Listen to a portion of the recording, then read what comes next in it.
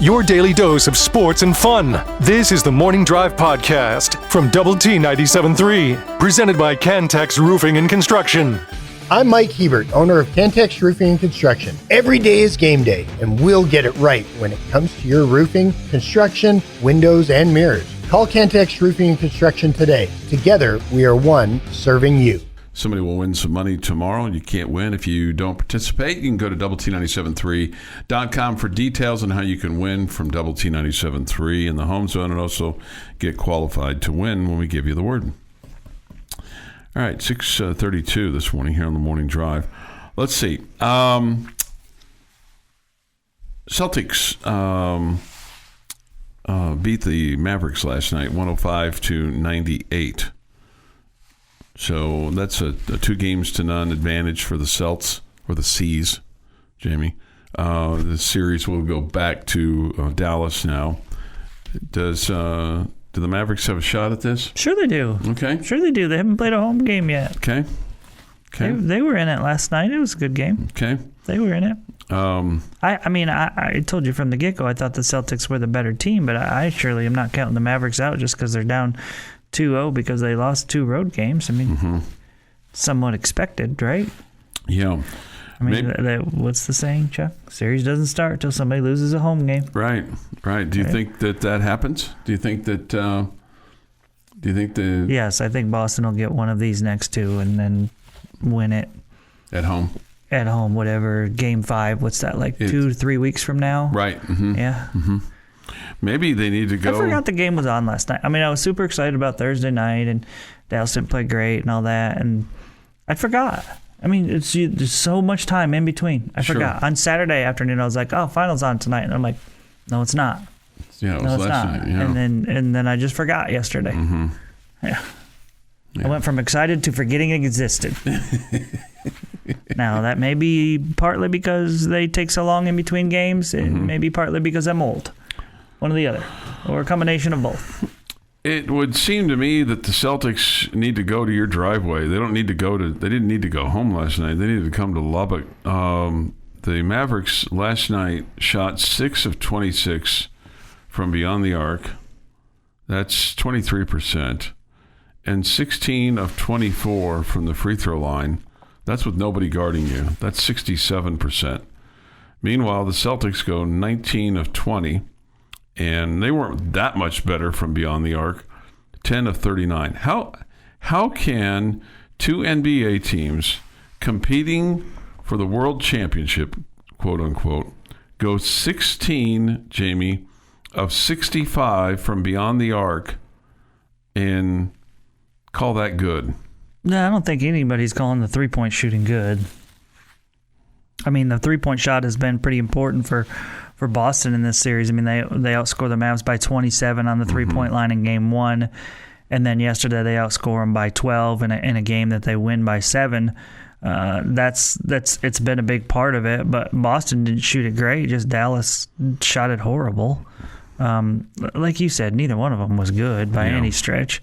The free throw shooting is even more frustrating as far as I'm concerned as somebody that was rooting for the Mavs. I mean, making just 2 out of 3 and you're an NBA team. And again, you had an early lead and some momentum and you were playing well. And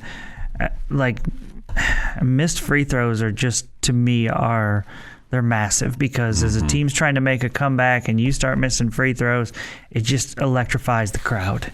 Right. And it gets this feeling of we are overtaking you and you're not handling it well and all that. And so they were some inopportune times. And when Boston was trying to come back and take the lead, and I mean, this is in the first quarter and the second quarter, and Dallas missing back-to-back free throws. And it was Luka one of the times. He only goes 4 of 8 from the stripe last night. I mean, it's just I don't understand seeing NBA players with free throw percentages in the 60s. It makes me want to slam my head against the wall. Yeah, I know. I mean, you are paid to be a basketball player, and you can't be better than 60%. Yeah.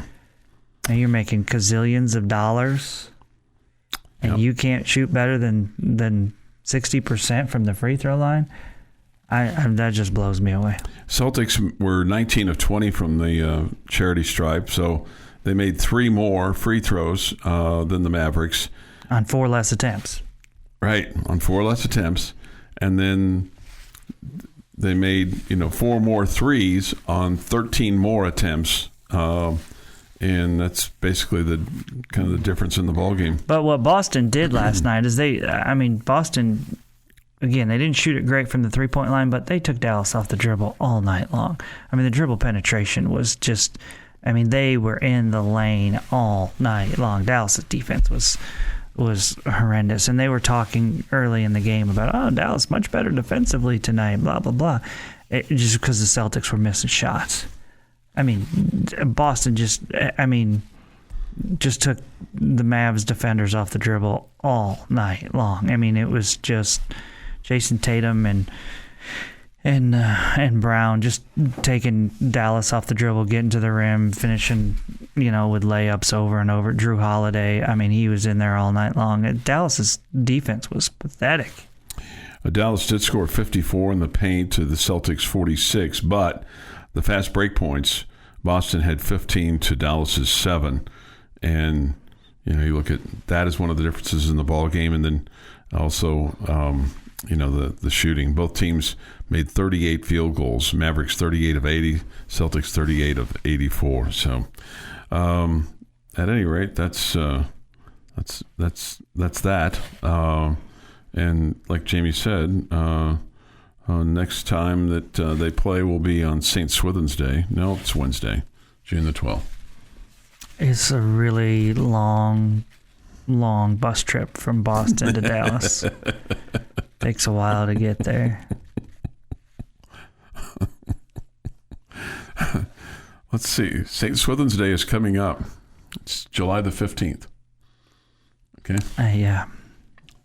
I have no idea what St. Swithin's Day is, and really, I'm good with not knowing. Yeah. It's one of those things that I don't need clogging my brain. Yeah. Here it is. Okay. Since you have the metric system in your head and you have this in your head, whether it rains or there's sunshine, the folklore, the traditional folklore for St. Swithin's Day is whatever happens, it'll be that way for the next 40 days. Right. Yeah. So it's going to rain what's the date? July 15th. July 15th, and it's going to rain for 40 days here in Lubbock? Right. Yeah, right. Yeah, sure. St. Swithin doesn't know what he's talking about. The Morning Drive podcast from Double T 97.3 is presented by Cantex Roofing and Construction. Today is June the 10th. By close of business today, we'll be a third of the way through the month of June. Here with this day in sports history is Jeff McGuire. Going to start in 1944. Relief pitcher Joe Nuxhall, at 15 years, 316 days, debuts for the Cincinnati Reds. He is the youngest player in Major League Baseball history. He would later become an all-star and a broadcaster. Broadcaster, yeah. 1962, a one-day record of 54 home runs are hit in baseball today. I don't think that's the record anymore. But that was the record in 1962. 1974, Philadelphia Phillies slugger Mike Schmidt hits a ball off the public address speaker hanging from the roof of the Houston Astrodome. 1981, Pete Rose ties Stan Musial's National League record of 3,630 hits. I'm guessing we will hear from Pete again tomorrow. Most likely. If not, maybe the day after. 1990, Detroit Pistons beat the Trailblazers for the first time since 1974 in Portland. I'm going to say that again to make sure you really get the idea here. 1990, Detroit Pistons beat the Trailblazers for the first time since 74 in Portland. And it's a league that they would play there every year. That's a long losing streak for road games. Going to 1997, Kevin Brown of the Florida Marlins no-hits the San Francisco Giants 9-0. On this day in 2016, Former Red Raider A.J. Ramos gives up one walk, getting 1K in his 19th save of the year in a Marlins 8-6 win over the Diamondbacks. Way to go, AJ. A couple of years later, former Red Raider Josh Tomlin pitches a perfect ninth inning in relief while striking out 2 in a 9-2 Indians win over the Tigers. Second most famous White House Wildcat turned Red Raider. Where's Dylan Cantrell in that list? There's a little bit of a gap between 1 and 2. I would think Dylan Cantrell would have to be behind Josh Tomlin. Josh Tomlin had a very solid MLB career. Oh, sure. Yeah, 100%. Yeah. Dylan barely scratched the surface in the league. Yeah, made a roster for a little bit. Happy National Iced Tea Day and Happy National Black Cow Day. It's kind of like a root beer float. Oh. Except it's got chocolate syrup in it and like heavy cream in it. I've never heard of this drink. I hadn't either, but it's one of those things that as I'm sitting here describing it, I'm like, I would drink one right now.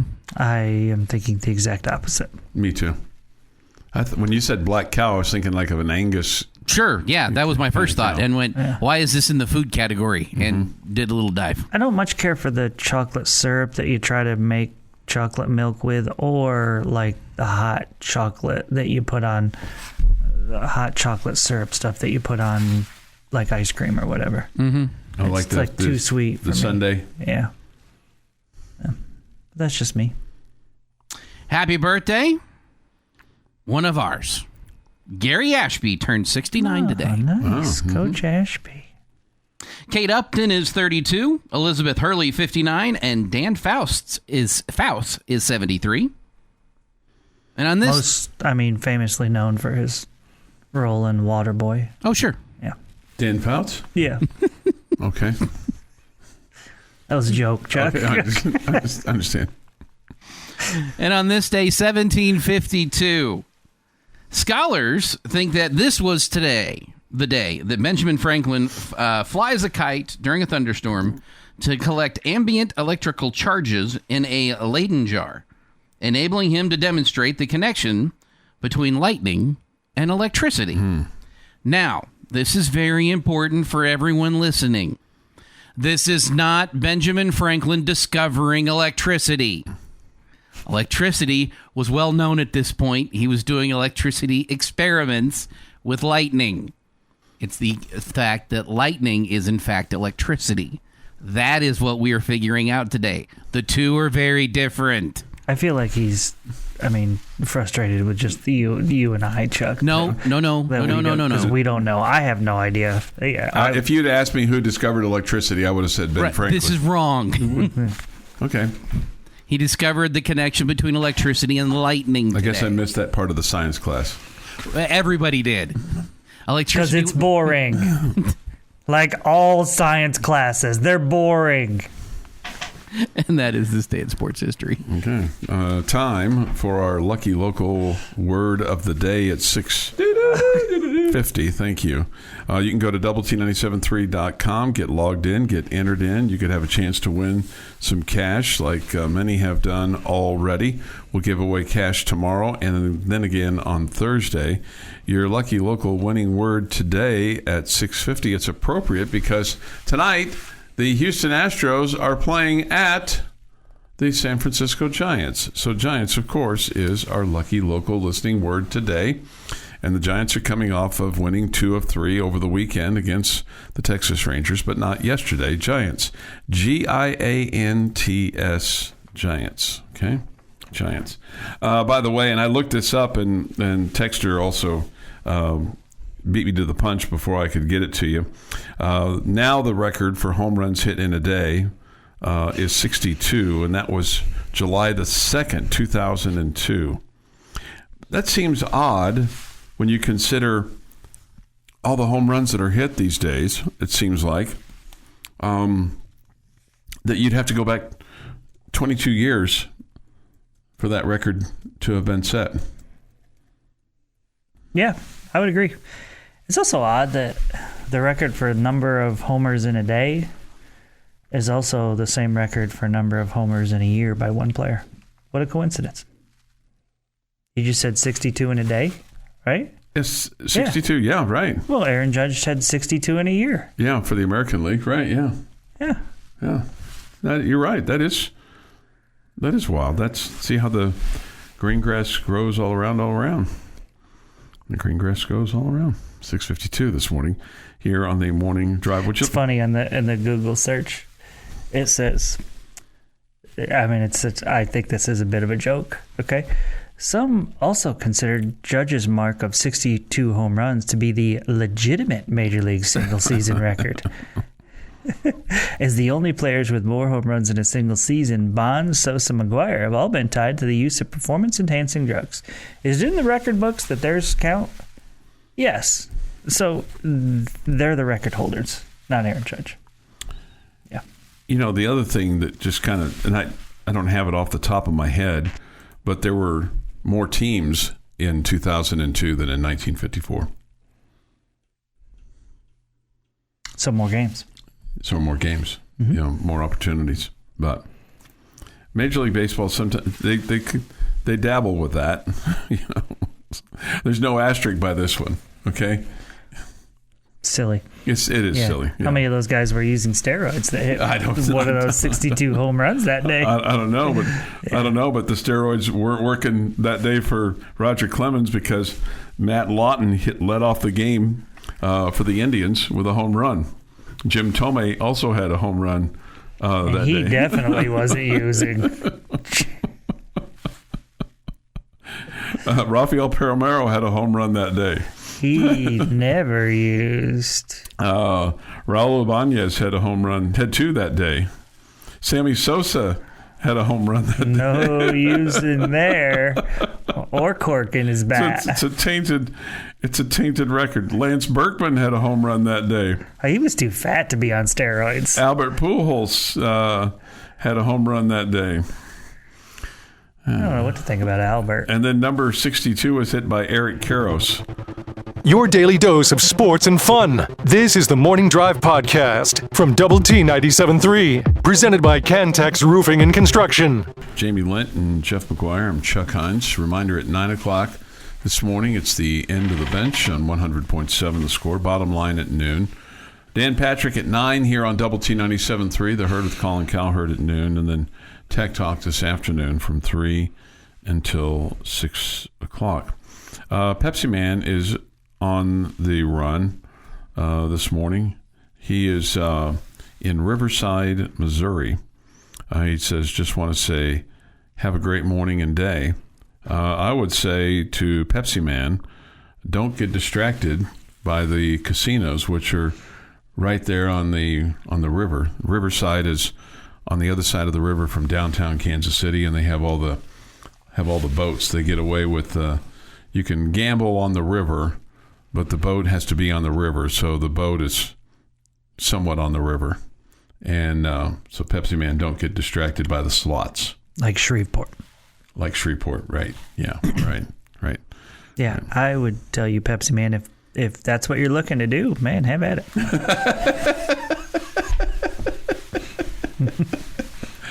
But if you're trying to avoid that, then take Chuck's fine advice there. Don't get distracted. Get on I-70 and go wherever it is that you're going. If you're heading back to the 806 or if you're heading west. If you win 40 or 50 million today, I'm not asking for any of it, but there's some athletic facilities over here that will probably use a little bit of it if you were interested in donating. Yeah, Pepsi Man Park. Oh, let's go. Pepsi Man Park at Danlaw Field or Griffin something. It's all the parks. Yeah. There was, and this is many, many, many moons ago. This, for the most part, is a Coke town. But I remember T. Jones was the athletic director when I got to Lubbock. And T did this sponsorship deal with Pepsi. And the university had this sponsorship deal as a whole with Coke. And they had to go back and undo the deal with Pepsi because they couldn't do it because the Coke deal with the university superseded the Pepsi deal. But it was very early into my time here, so I didn't know all the ins and outs and all the players involved. So, but that was a little egg on the old face there of T. Jones. Because he didn't know that. Well, because I think he tried to get something done, tried to separate athletics from the university, and I mean they're just trying to raise money. I mean they're no different than today's world of trying to figure out how you're going to pay for everything. And in those days, I mean Jones Stadium wasn't anywhere near what it is today, and the athletic facilities for the most part the same thing. I mean you were playing games from a TV standpoint just to try to make a little extra money, and your athletic department budget was, I don't know, probably 20% of what it is today. Is probably somewhere in the $10 million range, and we're well north of that now. Pepsi Man says already did, Chuck, last night. Nice. So good for you, Pepsi Man. Good for you. I would think that a lot of our fan base would ultimately be disappointed if that was the case, if Mr. Jones's deal had stuck. Because it feels like this city, this area is way more into Coke products than Pepsi products. No doubt, they were just trying to get an inroad in there, but that was not going to be the case. So we've talked a little bit about the softball coach leaving, going to Tennessee. So if you have a comment on that, you want to weigh in on that, you certainly can. You can hit us up on the Yates Flooring Center chat line.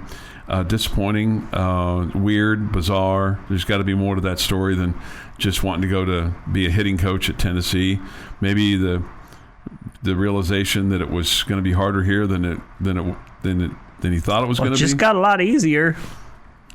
Yeah, by going to Tennessee? No, it got a lot easier because Oklahoma and Texas left. Yeah, right. The top two teams. Got way easier. The team that won 4 in a row, right? Is now in the SEC, and now guess what? They're in the same conference that you're in, buddy boy. So, how do you like that? Them apples. Same thing with Texas, team that just won the conference is now in your deal. I saw where the Texas. Do you think this has anything to do with him being frustrated? I have no knowledge of this. And so I have no idea. But do you think it has anything to do with him being frustrated with anything here at Texas Tech? Or is this just I want to be in the SEC move? My guess is that he's frustrated with something here. Okay, so you think this is not about Tennessee. You think this is about Texas Tech. Mm-hmm.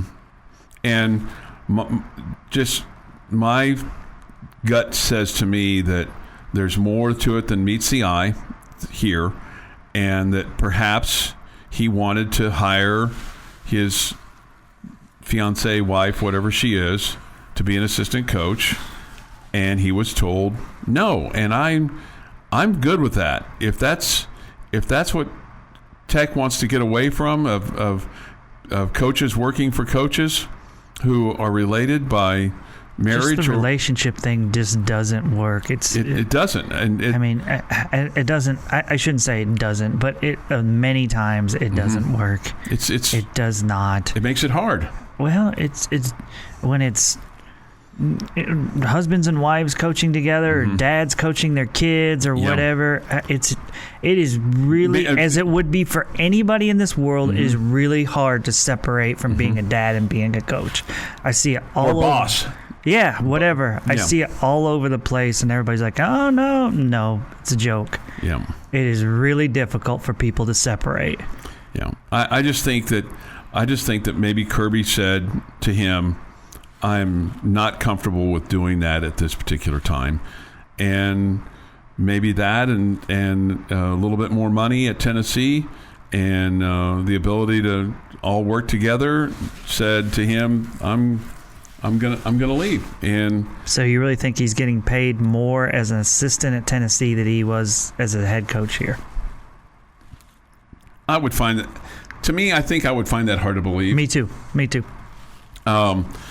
Tennessee. We usually pay our coaches well that we believe in. Yeah. And, he was probably due for, a raise or something because of just but he's only been here 2 years. Somebody posted this. Tennessee softball's posted they've hired him now and his fiancée, Stephanie. I think he went to be with his love. And look, like I said, if he went to Kirby and said, I want to hire her and Kirby said no, I'm great with that, because I just think that sends the wrong message, and I'm fine with coaches in the future of not having spouses or sons as employees. I think it's really, really hard. And I've had that personal experience where I've had people working for me who were related to the owner, and it's been 30 some odd years. It was not here, it was somewhere else. But I'll just tell you, it's really, really hard. It's really, really hard, because even though they tell you blood's not thicker than water, at the end of the day, it is. And I think it's hard on your employees. I think it's hard on your players. I think it's hard on people around you. It's hard for people to be completely honest with it. And so if Kirby made that decision and said, no, we're not going to do that, man, I'm fine with that. And if it cost him a softball coach, I'm fine with that too. Yeah, I mean, at the same time, maybe it's a situation where she also wants to be a coach and he wants to be with her, which is understandable, right? He wants to be with his fiance or whatever, and they could get a job together coaching there, where if he was saying, hey, you can't coach here together, then she was going to move somewhere else. So it's as simple as, I just want to be with her. I'd rather be an assistant coach somewhere else and be with the woman I love, rather than be the head coach here and her not be able to, and her be living 3 states or over. Maybe that's simple. Maybe that's simple.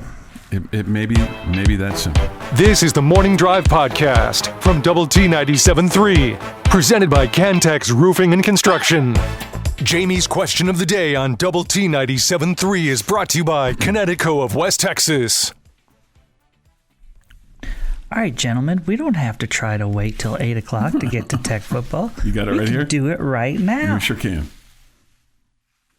It's the power of the morning drive. Question of the day. Right.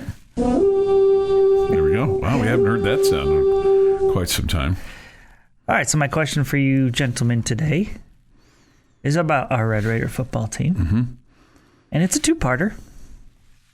One allows you to be positive, maybe. One allows you to be negative, maybe. Maybe neither one of them are positive or negative. It's just a point. I'm asking you today, tell me which player is not being talked about enough, and tell me which Red Raider player is being talked about too much. Not enough and too much. Not enough, too much.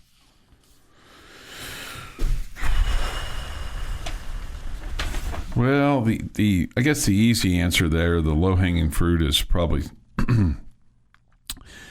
Baron Morton being talked about too much.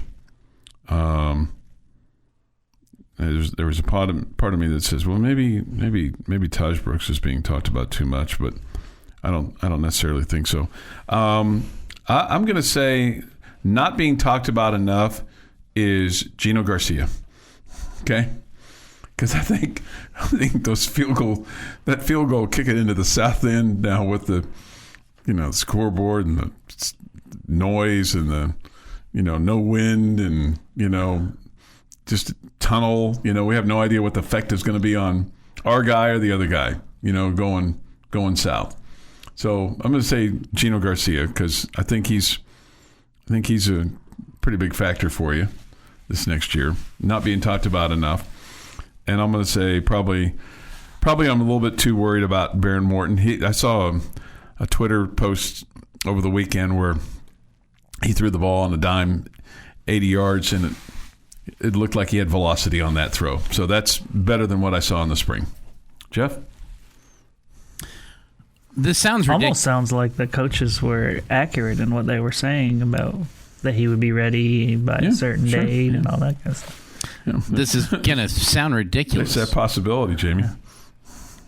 This is going to sound ridiculous when I say it. Mm-hmm. Not talked about enough. Taj Brooks. And I say this because, the third leading rusher last year in the NCAA? Second leading rusher in NCAA last year? Coming back for his senior year? That kind of thing doesn't happen normally. You ran your offense through this guy, and we all thought there were many games where you forgot to hand him the football. He's not only the straw that stirs the drink, he's the drink and the ice in the drink, keeping it cool. Like, we could talk about Taj Brooks every day, and it wouldn't be worthy of what the expectations are for him this year with what he did for you last year. Taj Brooks is the answer for who we need to talk about more. And maybe that will help remind them that Taj Brooks is on the football team and they should turn around and hand the ball to him on occasion because, he's pretty good. Talked about too much. I don't know that there's anybody that just jumps out that's been talked about too much.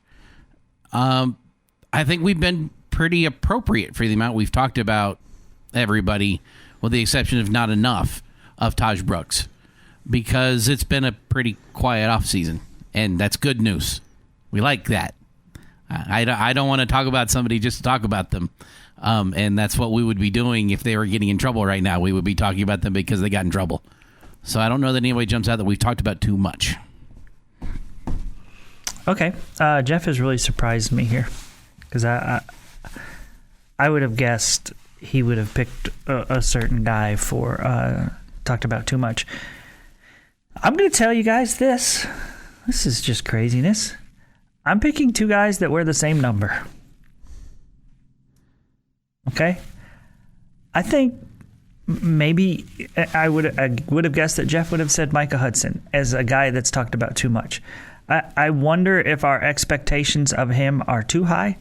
I'm just not sure. Okay? I think he could have a really good season for you, but I don't think he's going to be anywhere near Michael Crabtree's redshirt freshman season or anything like that. So, but I absolutely think he could be a 1,000-yard receiver or 800-yard receiver and grab you 8-9 scores and be a major factor. But I just don't know. So maybe he's the guy because he's, this highly recruited guy. And then flip it to the other side, the guy that's not talked about enough, A.J. McCarty's got a bunch of Division I starts, and he sat last year after transferring from Baylor and ultimately now gets that year back. But I think McCarty is going to be a great addition to your defensive backfield and could be, a big-time player for you. So I think he would be a guy that I don't feel like is talked about enough with the experience that he brings to the table. The other guy that I thought about was Coy Aiken. It just feels like we're talking about all these new wide receivers, and he was really good last year as a freshman and should just be even better. And we know the relationship that he has with Barrett and their confidence in each other and all that. And so I think he's going to have a much bigger year. So I broke one of my own rules there. I gave you 3 answers instead of just 2. That's okay. That's okay. Somebody says our new tight end transfer from Arizona. We're not talking about him enough, I'm guessing. Conyers, Arizona State. Conyers. Yeah. I'm excited about that dude. So, and his versatility and all that good stuff, and how Coach Kitley's going to be able to use him in different ways. So, yeah. The reason I didn't put even Baron Morton or Micah Hudson on the list of guys we're talking too much about. This is your starting quarterback. And this is your first ever 5-star recruit. Like, there's reasons that we're talking about them. We just don't see them yet. I disagreed with Chuck. I don't think that we're talking too much about Barron. There is no one player on this team in his health that changes your opinion of this could be a 9-win season to this could be a 6-win season. Okay. Nobody but him. Yeah. Right? Am I wrong there? No, I think you're right there. I mean, maybe Tosh. Maybe. Okay? But he could be a 3-win swing guy. Could be. That feels like to me that's legit to be talking about it. Okay. 740. Your thoughts. Yates Flooring Center chat line.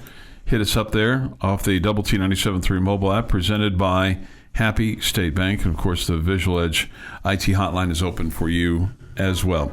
The Morning Drive podcast from Double T 97.3 is presented by Cantex Roofing and Construction. Thanks for starting your week with us this morning here on the Morning Drive.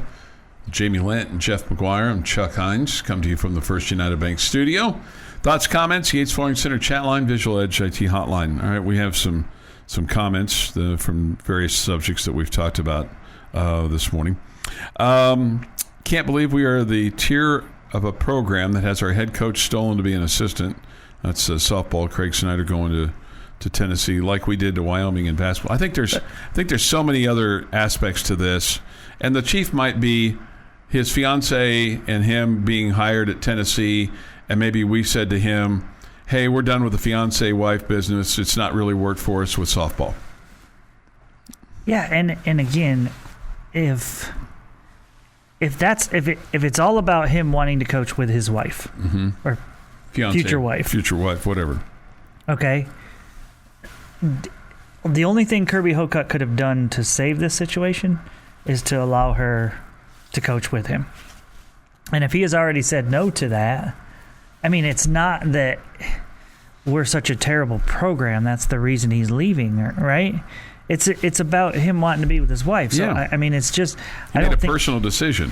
Yeah, I don't think you can look at it like, oh, we're so low level of a program that people are bailing to go be an assistant somewhere. There's so many aspects to this. There's other aspects to this, I think. It's a guy wanting to be with his gal. That's what it appears to be. And I just said gal. And I... Could you ever... Put you on a really tough spot here.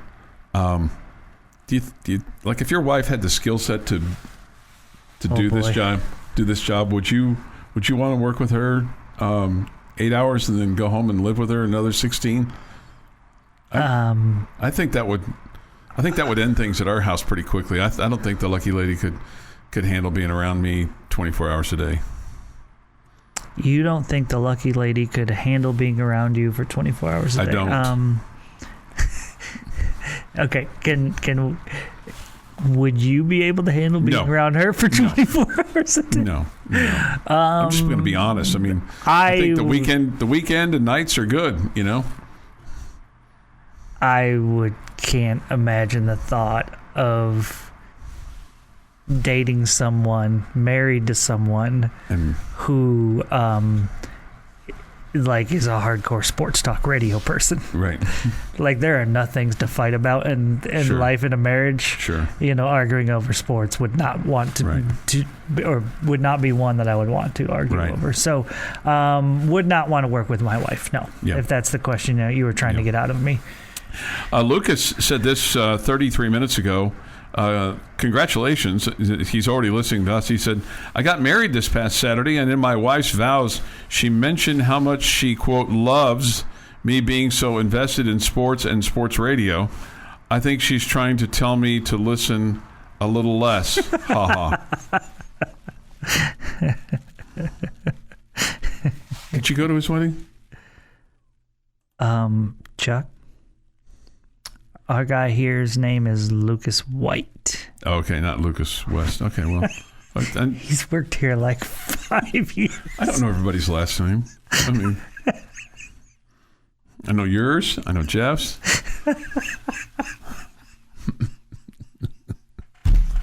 Sorry, Lucas. Because, we have a Lucas, right? And he's getting married, and I got to thinking, well, I've got his invitation, but I don't know if I put it on my calendar or not. Somebody says this, I wouldn't ever, ever, ever, ever want to work with my wife. That's somebody else that's saying that. It just depends on, how do you, if you were a plumber, Chuck, mm-hmm. and your wife was like the answer caller and then tells all the different plumbers, hey, they need you over there to go fix that sink, or they need you over there to go unclog that toilet. Heinz and Heinz Plumbing, Okay, and you weren't you weren't partners, like you didn't go on the house calls together. I'm sure that would be fine to work in the same company. Could be, yeah. Mm-hmm. You're not spending all 8 hours with her. Yeah. You're spending hardly any of those hours with her. Yeah. That would be fine. Yeah. But if I wouldn't want to host a show next to her or anything like that. No, I wouldn't either. I do actually believe, and this is a bit sad, but I think my wife would be fine with it. You do? Yeah, I think my wife would be like, I'm exposed to enough sports. I don't need to be exposed to anymore. Yeah, no, I don't think she wants to come work this job. But if we were, like together. Yes, if we were like two butchers together, at the grocery store or something. Two butchers. I don't know where that came from. I think she'd be fine with it. Butcher shop. If we had like a lawn care business, she trimmed the hedges and I mowed the lawn or something. You'd be the mower and she'd be the one that'd be collecting. Yeah, from I the customer. think that would probably work. Yeah. Because when you're mowing, you're not talking. I get this from a friend of mine. My wife and I make it work, but she's not there all day, every day. Right. That's the point. Right. If it's 24/7, I mean, I just couldn't imagine the 24/7 aspect of it. Right. Agree. I just couldn't imagine that. And look, if he's made that decision, then, hey, go off and do whatever they do at, Tennessee. What's their rallying? Rocky Top. Go learn Rocky Top, Mm-hmm. It's just, I hate the fact that here we are June the 10th looking for a softball coach and you've got the number one, quote, recruiting class. And I thought it was number wasted. two. Or number two. Number two. Okay, number two. Number two is I rising. just feel like we're embellishing a little bit. Okay, number 2. Okay. But only one spot this time, which is odd for us. Shelly says, LOL, I'm done with the fiance-wife situation too. Stuff is for the birds. I'm talking about just the whole being engaged to be married. I'm talking about the whole father-son thing, I'm too. also done with being engaged to be married. Yes. Yeah, I said I was only going to do it once. Yeah. When we got married, I said they wanted to have a unity candle. They said we don't do that here, and I said, well, we're going to do that here, and I said because I told the minister, I said, look, I know I can live by myself. I'm not sure I can live with her, but I'm only going to do this once, and so far it's worked out pretty good. That's almost 30 years. It's great. Should we take a poll of the house to make sure that it's good for everybody? Yeah, I think. Yeah, I agree with you, Chuck. It's not just about husband and wife, but it's about fathers and daughters and fathers and sons and mothers and sons and mothers and daughters. It's just like as sports fans or fans of watching our kids play sports. Those of you out there that think you can't separate when you're like, oh, my kid needs to play more, my kid is the best or whatever, and you don't think that you have a tainted image of your kid compared to others, I mean, be realistic, man. It's your kid. Yeah. I mean, all of us are that way. We're humans. Sure, we should feel that way. Right. That's the way we should be. But when you put them in positions of leadership, it clouds things, man. Yeah. It clouds it. This has been the Morning Drive Podcast, presented by Cantex Roofing and Construction. Check out our library of Double T 97.3 podcasts at doublet97.3.com.